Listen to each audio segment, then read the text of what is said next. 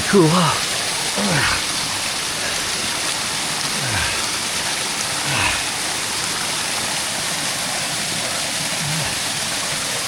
It's like a grotto in here. So today is a bit of a different day. We decided to come back to the old stomping grounds. We have had rain so hard. You know that rain when you're on the highway and everyone's going 5 miles an hour and have their emergency lights on, sideways rain, that kind of rain. And so all the creeks and all the trails, I'm sure, really mucked up. So we decided that it might be a good idea to come out and see a waterfall and just stay on the fire roads and, take a chill. We're going to hike into a waterfall. We got about a half-mile hike from what I understand. But I also did something a little different today. I rolled up with this new bike here. Well, it's not new. It's a bike I have in the family. I have for my 2 kids and my wife if she ever decided to actually want to ride. And it is a KLX 140G. It is the 21-inch front wheel and 18-inch rear wheel. It's got 2 disc brakes. I think it's 220 up front and 186 in the back. It's got an electric start, and it's got a whopping 12 horsepower. 5-speed transmission. And I picked this up used for less than $2,000. And so why did I bring this bike out here today? Well, for a couple of reasons. One, it hasn't been ridden in a minute. My daughter had some surgery, which keeps her off it, and my son's not quite big enough to get into it yet. He's almost there. He's got a little 110. But I also wanted to share how good an entry-level bike this is. In fact, I would argue this is the number one of all the brands entry bike that someone could get into. And I'll explain why and hopefully show you why.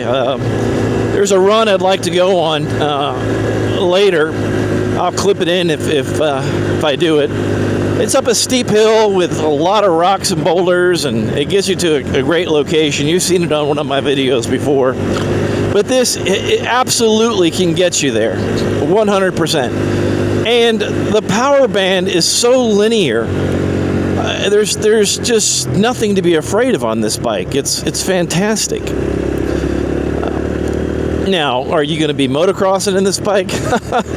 No. The suspension's not built for that. In fact, just on these fire roads here, when we get into little rocky sections, I find myself a little bit more focused. Of course, my Beta just runs right over them, and I can just power right up through it.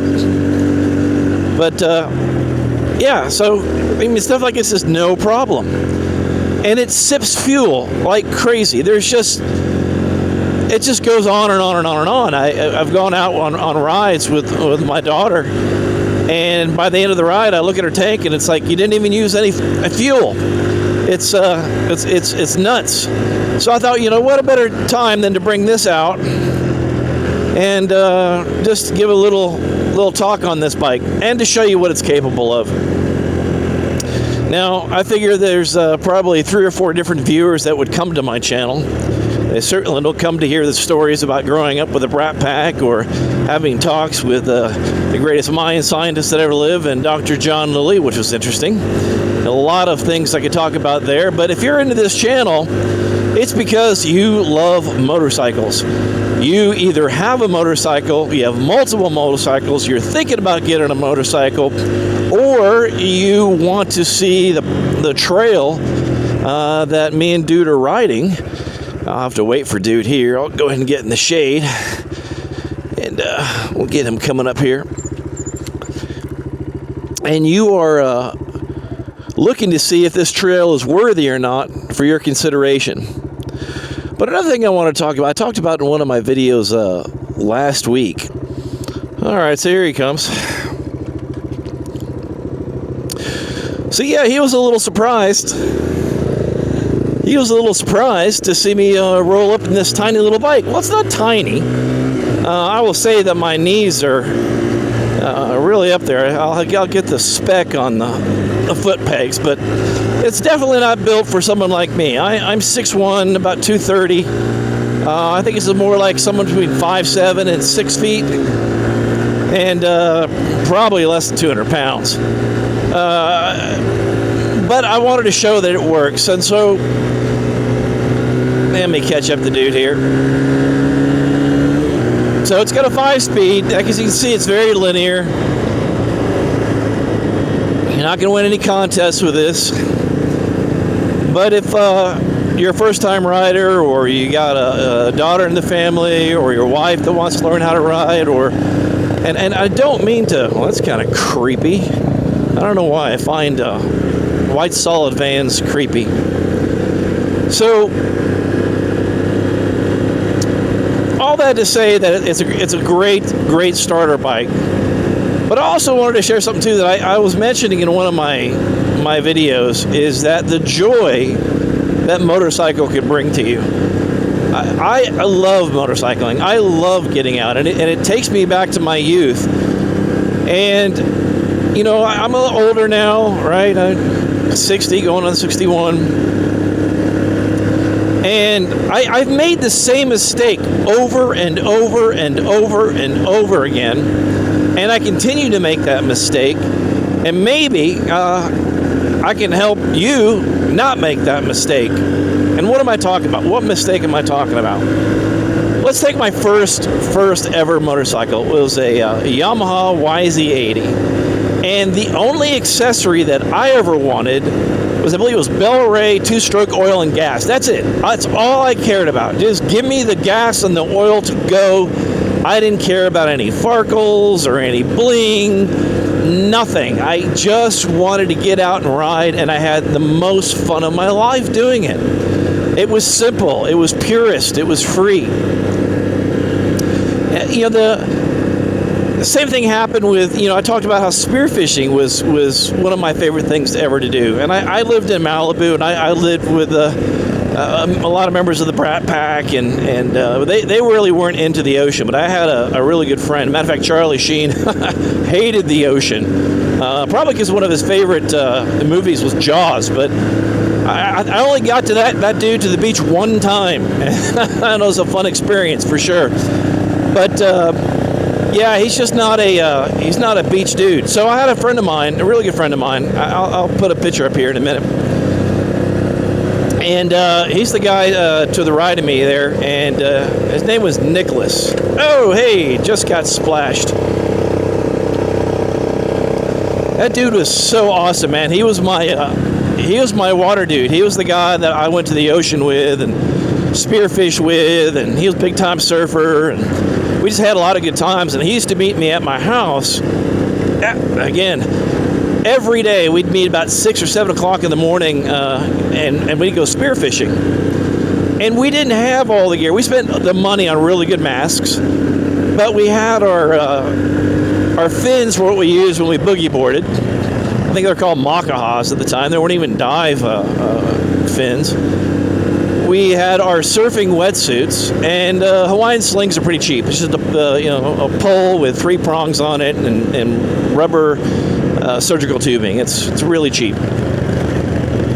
And man, we go out every day and first thing in the morning, and we would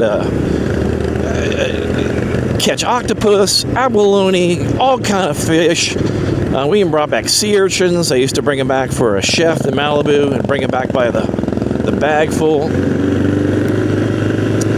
And then we dice it all up and eat it for lunch, and then we head back to the beach and either go surfing or just sit on the beach and chill. And it was a great lifestyle. I'm not gonna lie, I loved it. But it was pure. That's all that it was. There was no, I had to get the latest and greatest, scuba gear or any of that. We had what we had, and we made it work, and we got out there and we did it and we had fun.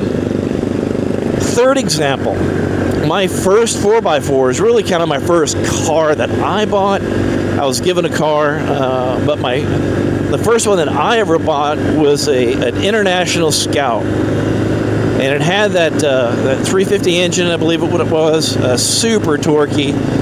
I always had the top off to it, and I was always taking it in the woods. I had bigger tires on it, and but I never put anything into it. I mean, it was just what it was. The only thing, that's one thing about the rain, man. You're gonna get zapped if I keep that close. I don't have to worry about dust, so I don't know why I'm staying so close. But the only thing I bought for that vehicle was I think it was a cassette or CD player at the time. I can't remember, but it was Boston. Love that album, man. I'd play that album like crazy. I think it's one of the best albums ever. More Than a Feeling is an awesome song. I say all that to say my first 3 experiences of some of the greatest things that I enjoyed, and I could throw a story about there on skiing too, but I won't. But I think this will suffice. Is that it just takes a little, like this 140 here. I'm out in the woods having a blast, and I picked this thing up for less than $2,000, and I'm riding with a guy that has an XR 650, and I'm keeping up with him just fine. And I told him if he wanted to go to the Gnarls today and do something crazy and fun, and I'm down with it. I have confidence in this bike that it'll do it all day long. Now, is it as comfortable as I would want it to be? No. But the trap that we all get into, and it happens to me every single time, and I'll give you the example. So I decided, as whoa, hello. All right. Okay, yeah. Now my beta, I would not have said hello, but I didn't know how deep that water was going to be, given the torrential rains that we had. So, hey, good brakes, see? Good brakes. So I decided as I get older, well, I'm going to take up diving because I want to go back and spearfish like I did. But, oh, man, I don't just want, any equipment. I had to have the best. I spent a fortune on my regulator. I spent a fortune on my BC, and I got the BC that was for deep water, holding multiple tanks. I was going to be a deep diver with nitrous and the whole thing and go hello and go as low. This doesn't look too bad. And go as deep as I could and get all manly, and I was gonna get crazy with it. And all the gear was heavy and expensive. And that's you start looking into it, you go diving with it, and it's just no fun. There's too much weight. There was no need to go that deep. I mean, you start reading about how deep you can go. I mean, you have your limitations until you have to go to nitrous and all that. And people come up with the bends, and it's like, is the juice worse than the squeeze? And the answer was no. And it really hit me when I went to a resort one time. I went, hello, oh, okay, oh, there's the suspension difference. I felt that. Bottomed out for sure. Little rut there, deep rut. So that's the stuff I guess I better be careful of watching here. A lot of washouts. Definitely a washout. All right, so back to scuba. So I go to this resort, and I meet this really cool instructor. And they have to babysit us out there, and I'm with these Germans that are on the boat too. And I had to rent the gear, and it was really lightweight, and she was really lightweight gear, and I got to see all these fantastic, reef formations and go real slow, and just, I had a blast of the freedom of movement I had. And the German dude was all mad at me because he was actually one of my partners in that, and his partners just hung up like submarines and were doing yoga breathing exercises so they could come up to the boat and say they stayed longer, but they didn't see a damn thing. They just sat there, like 70 feet, motionless, just, like, what's the point of that? So, you want to get out and live a little. So I learned that, now I wanted to go buy new equipment, and I wanted it to be light and nimble, and I wanted it to be free. Same thing happened with a 4x4. Whoa, hey.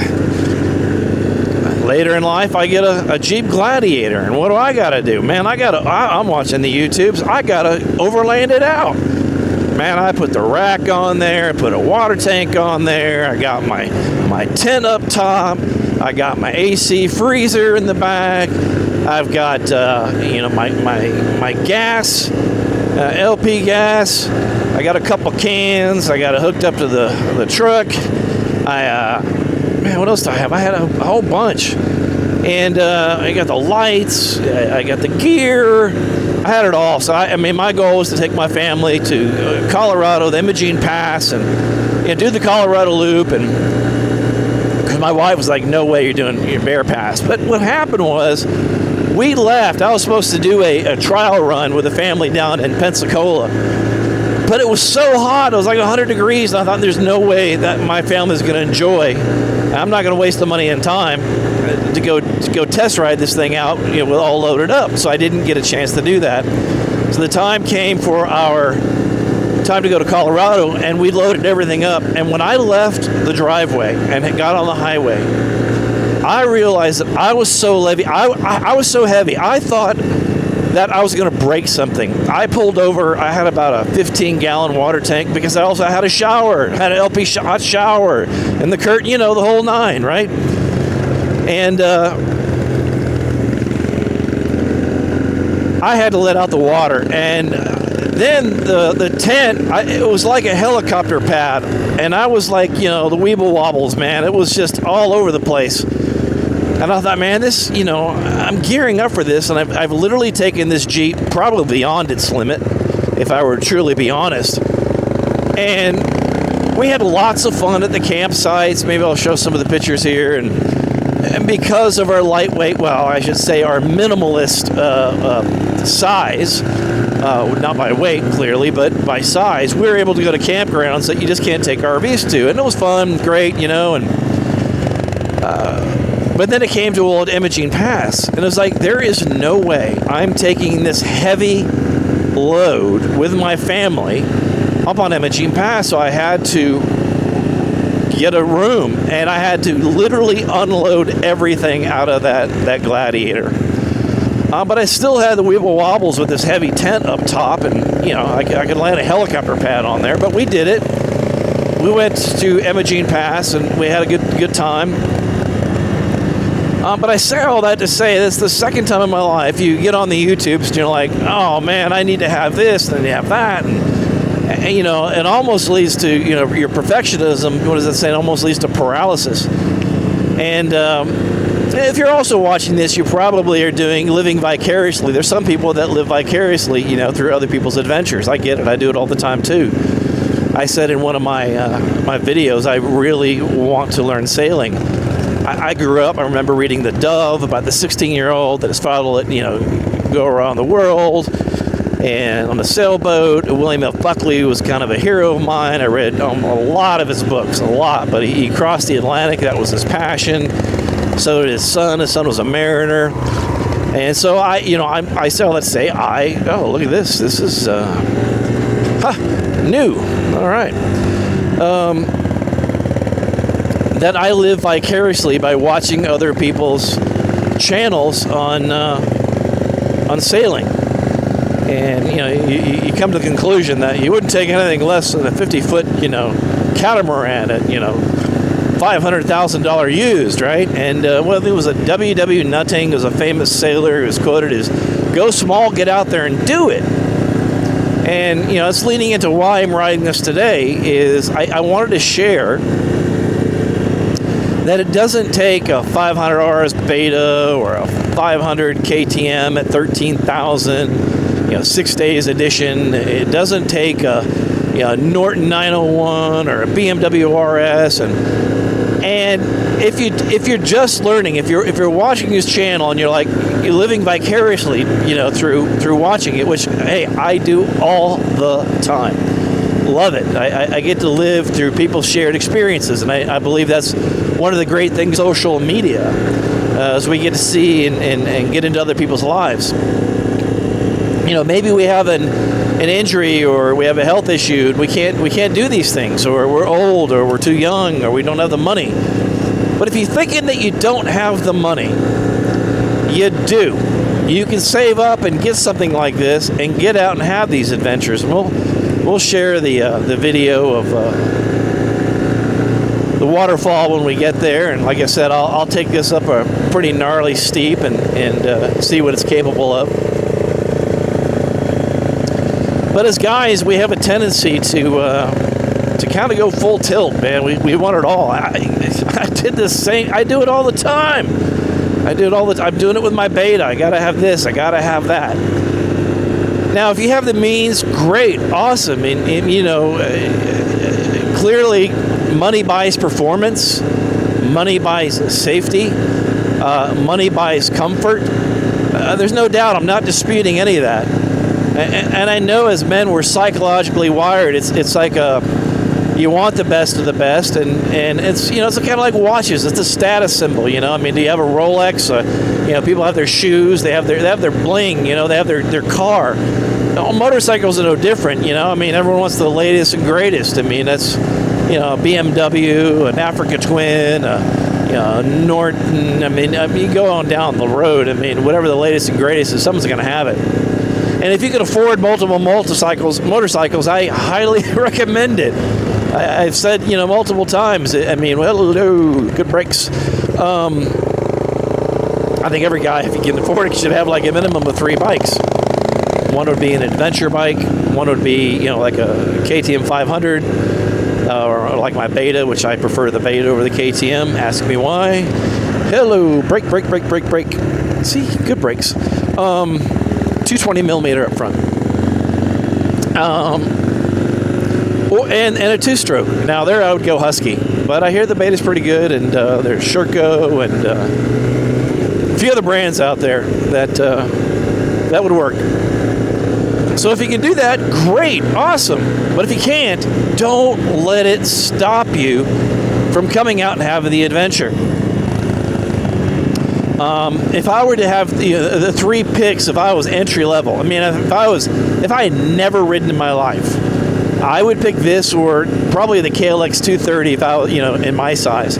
I think the KLX 230 is actually one it has on the radar I want for my kids. I'm hoping that he grows enough to get the KLX 300, because although neither of those bikes are spicy, it will absolutely get the job done on anything, 100%. But you may, as your skill level increases, you may want something a little more spicy, a little more horsepower. But I mean, put it on Facebook Marketplace; it'll sell overnight. The thing about used is that I find there's a lot of guys that do what I'm about to tell you, and you can pick up fantastic buys. I did this with my Corvette. I built my Corvette with a supercharger and meth kit, carbon fiber hood, the whole 9. I mean, it had like, I don't know, 700 rear wheel horsepower. And I did it all on the cheap. Now, the car itself wasn't cheap, but I was able to take that thing and make it a rocket ship, because you go on Marketplace or the forums, and there's two levels of people out there. One is there's someone who has this, living vicariously by building. We all want to build. Guys are builders. We're going to build the ultimate thing. And so you may build this ultimate motorcycle, and maybe you're not, a great motorcycle rider. You go out and you wreck it, or you get a little scared and you just had a bad experience, and suddenly all that money you pumped into that bike is, you're not going to take it out anymore. Maybe you're an older guy and older woman, and you had some surgery, and, life events happen, and you're just not able to get on the bike anymore. You can find those bikes all day long. Or the other end of the spectrum is you find people who are not hurting for financially, and they will build the biggest, baddest, and greatest of the time. And the new shiny bauble comes out, and suddenly it's like, oh, that's a whole new thing. I got to get rid of my old thing because I got to have the latest and greatest. Well, I mean, they take the hit of the depreciation, not you. And you can pick these things up all day long. And that works with cars and bikes as well. In fact, my Beta is kind of a story like that. My Beta 500 RS has probably, if I were to add it all, I did one day, it'd be like, I got it with 200 miles on it. And there's probably, it would have cost me 16, 17 grand. everything it has on it, the recluse, you know, there's just so much. I mean, I've gone over it before. But it was a performance bike shop owner who was really into adventure bikes. Oh! Again, I got the shield like halfway, so I'm getting splattered in the face. But he liked the adventure bikes. He liked hanging out with the guys on the twisties going back. And so he built this thing up, you know, to his standard at his shop with the best of the best. And he found out he just didn't like it on the road, man. It wasn't his jam. And I was looking, that was going to be my jam. And I said, that's what I want. And I got it at a great price. I think I got it for like $9,000 with everything on it. And my son, exact same thing. You couldn't make it up. Had a shop owner, same deal. He was into Harleys, decided to go to dual sport. Took a 450 and put the ECU, the Yoshimura pipe, the high concept seat, the whole thing. Yikes, yikes, yikes. Let me explain what just happened there. I saw a huge pyramid, and I was like, oh, I got to go right. He says we're only a couple miles away from our boundary line, so we've come down here a few times, but we've never crossed this boundary. And so it's going to be new territory for us here in a little bit. And the one thing I'm not worried about on the KLX is his motor. I just think his motor will just go and go and go and go. And I'm looking forward to changing the gearing on it.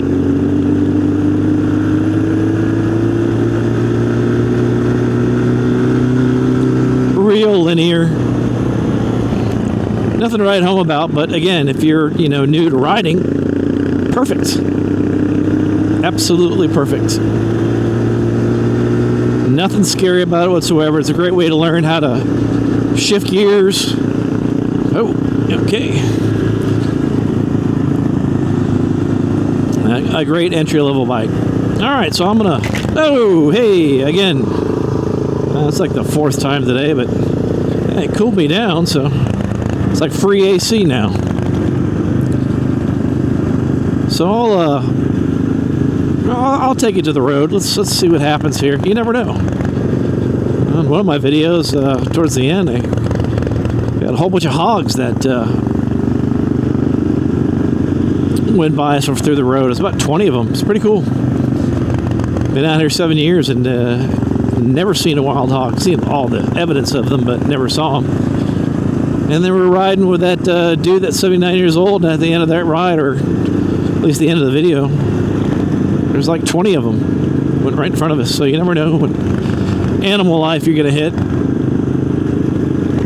But yeah, see, I'm keeping up just fine with him. Let's see where this takes us. So this is a real scenic road right there. It's been on YouTube a lot.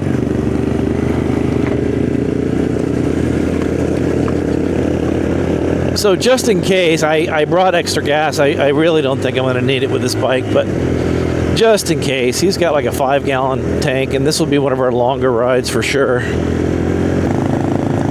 Like I said, I'm not a fire road guy. They're just a means of transportation from one trail to another,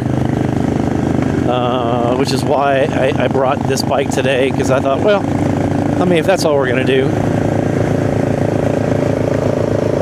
Hasn't been running in a while, and I do miss the blip of the throttle.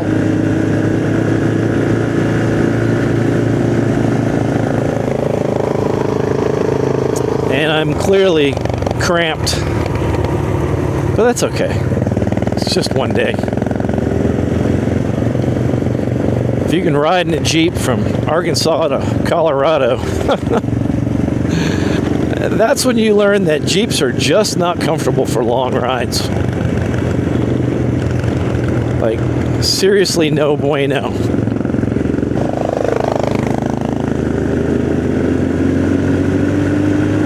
Oh, look at that. Nice. Great view. Beautiful view.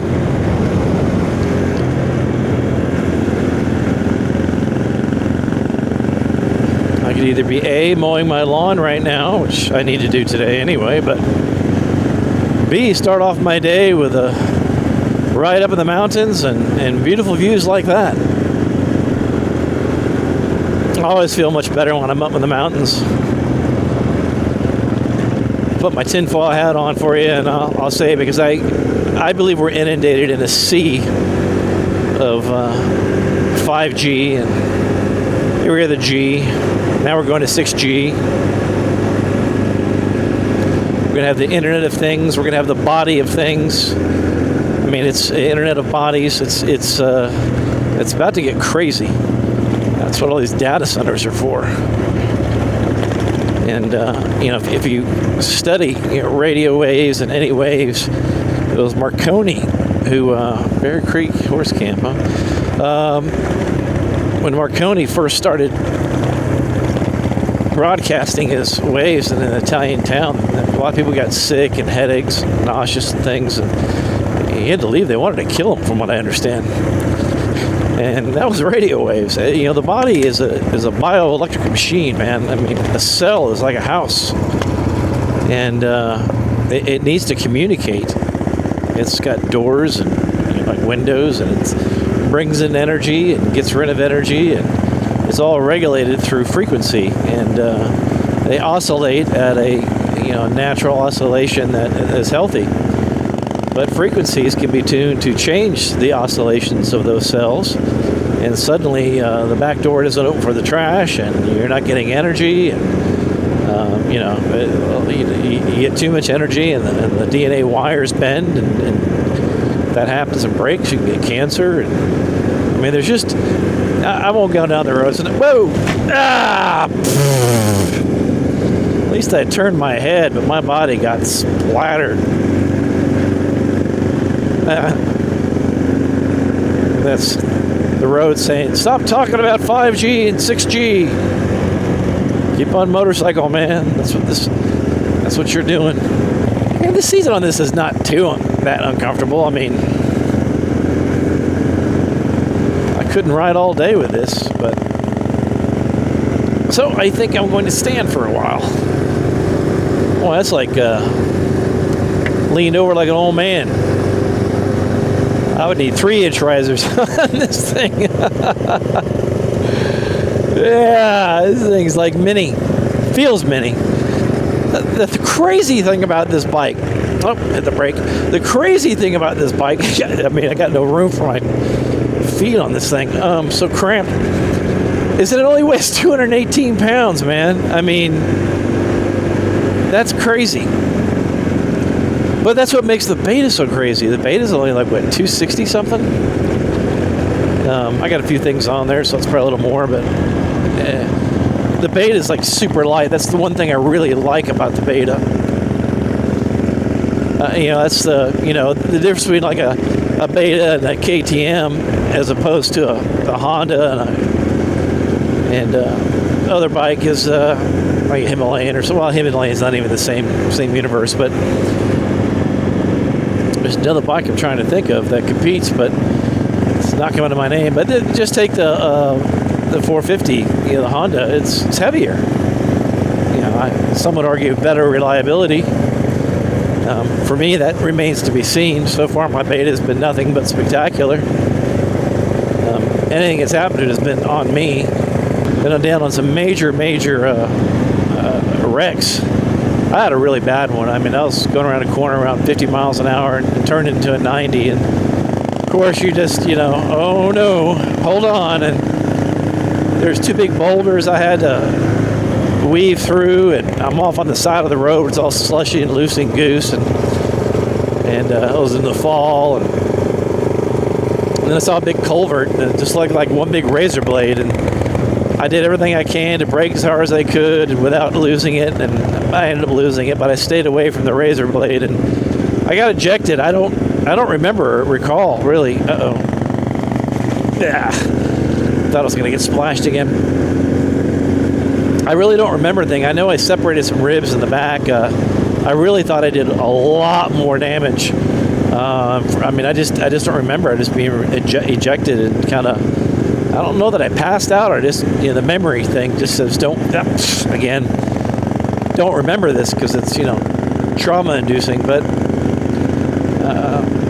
I slowly got up thinking I had broken every bone in my body, and I could breathe. First thing I did is I took big, deep breaths thinking that my ribs were broke, and it was like, wow, okay. I'm okay. I went to move my legs, okay, my arms, my hands, my shoulders, everything okay, and slowly, I mean, that's when Duke kind of pulled up, and I got up, and everything was fine. I mean, not fine. I was really sore for a couple of weeks, and like I said, I think I separated ribs on my back and near my back. But I said all that to say that my bike really endured quite the crash, and started right up, and everything was just fine. All that to say is the beta has been very, very good to me. Revving the baby. Not a whole lot of power with 12 horsepower, but gets the job done. That's the point of this video. Oh, I'm stepping to the river here. Oh, yep, there it is. Let's see, which is the better side to look at? Look at the north side.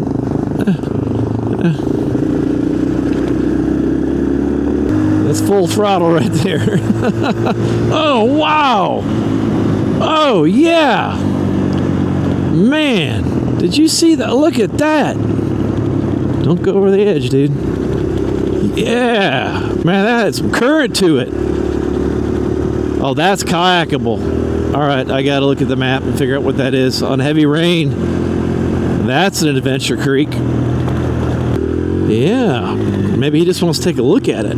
I ain't mad at it. Oh, check this out. Yeah. Oh, we got to cross. Look at that. All right. We got to pass it? Ha All right. All right, there he goes. My turn.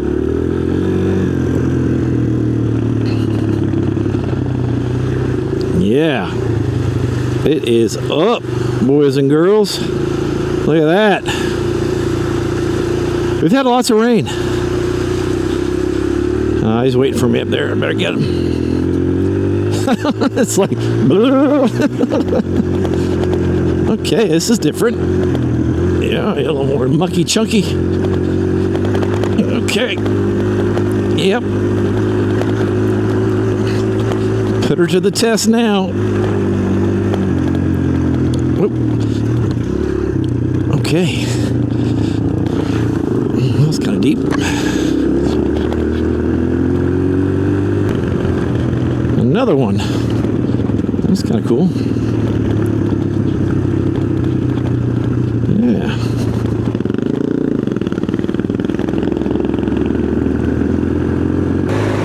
Nice leisurely pace. Oh, nice and cool back through here. Yeah.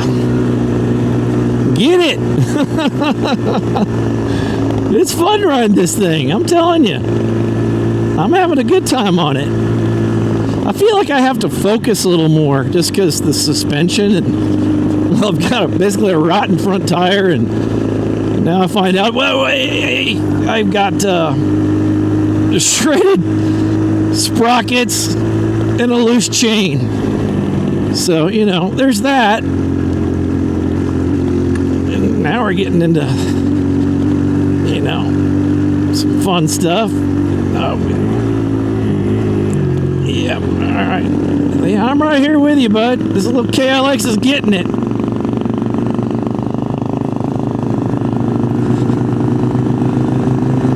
I told my daughter I really like this bike. I like it so much that I said I want to get the 230. Well, my son wants to get the 230. I'm trying to convince him that when he gets a little bigger, he's going through a growth spurt, that 300, whoa, big rock right over the front tire I just said was rotten. All right. Okay, this is getting a little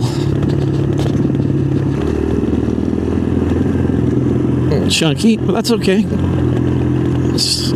essentially just a fire road that's probably been washed out with water as you go down. Yep. You gotta watch out for ruts, washouts, especially after these rains, man. Sometimes the culverts, we made some videos where the entire road washes out through the culvert, and the huge culvert as big as a house is, 100 yards down the creek. So you got to be careful when you're flying down some of these roads. You don't get washed out. I got some pictures and some video, of a dude that was on a road like this, and he was trying to let a lady pass, and so he moved over to the right off the edge, like to the right over here, big rock, and he didn't know that he was over a culvert. And that culvert had been washed out, but the top layer looked solid. And he had this, it was one of those Colorado canyons, but he told me that he had this special company that's, I guess, known, I don't know what it is, that basically overlands the mountain, adds all the accoutrements, and he was like 80 grand into this thing.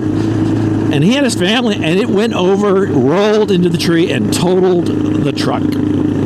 Oh, hello, loose gravel, and I'm right behind him, trying to keep momentum. Oh, yep, see? Good thing I had the shield down. I didn't want to lose momentum. Is this the waterfall? This might be where we go. So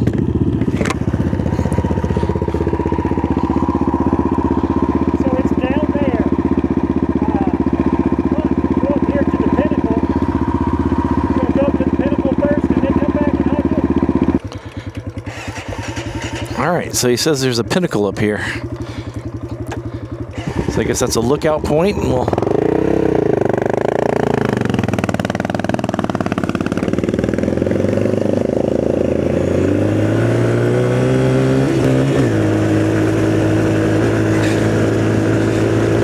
Not bad for a 140, huh?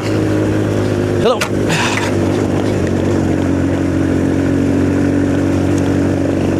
Hello. Oh, yep. Hey. Oh, hey. Whoa, hey. Mary, hey. Ground control to Major Tom. All right. This is what he's talking. Whoa, hey. Hello. Ah, ha. Far out, man. Yeah, that's quite the view. Check that out.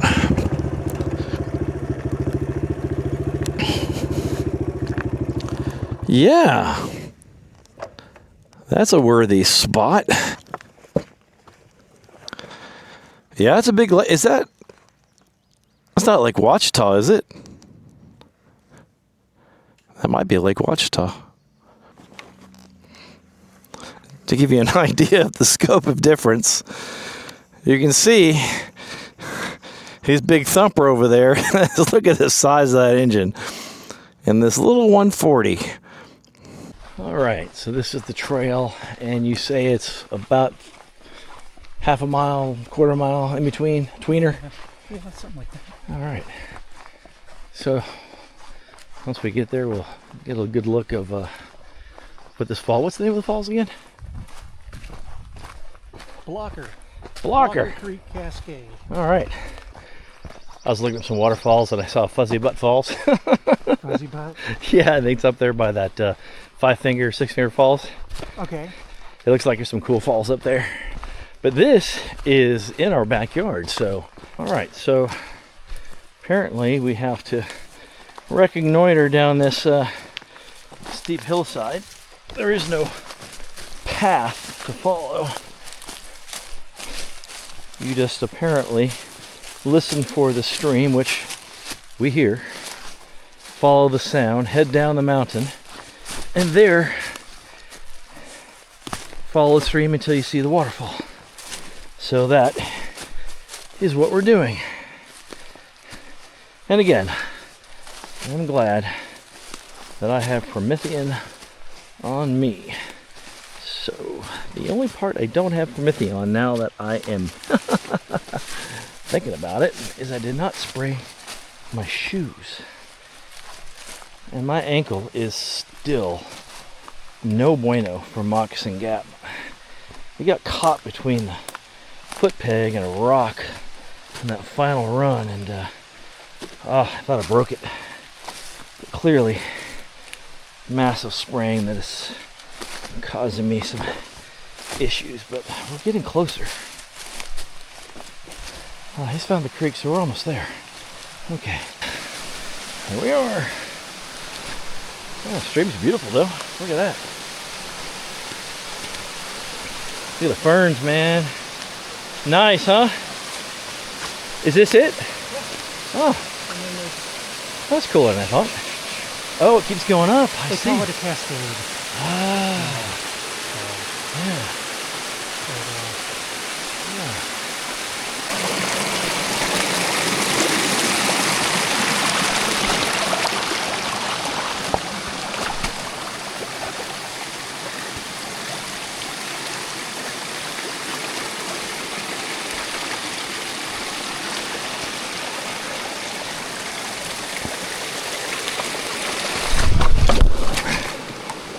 All right, let's get up. Oh, this is the rock right there. That's the culprit. Okay, I'm trying to get good footage for you guys, and might as well just walk in the stream now. Yeah, that got slippery fast. All right, we're just gonna walk through it.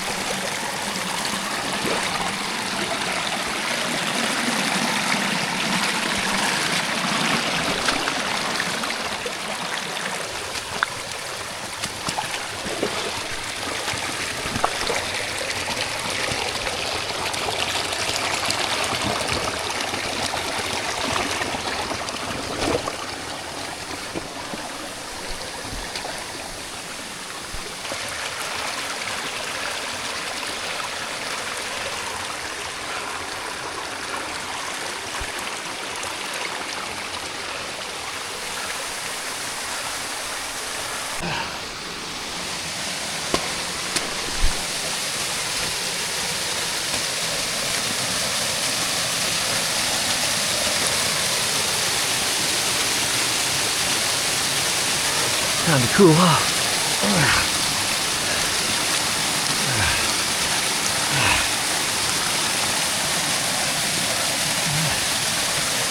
It's like a grotto in here.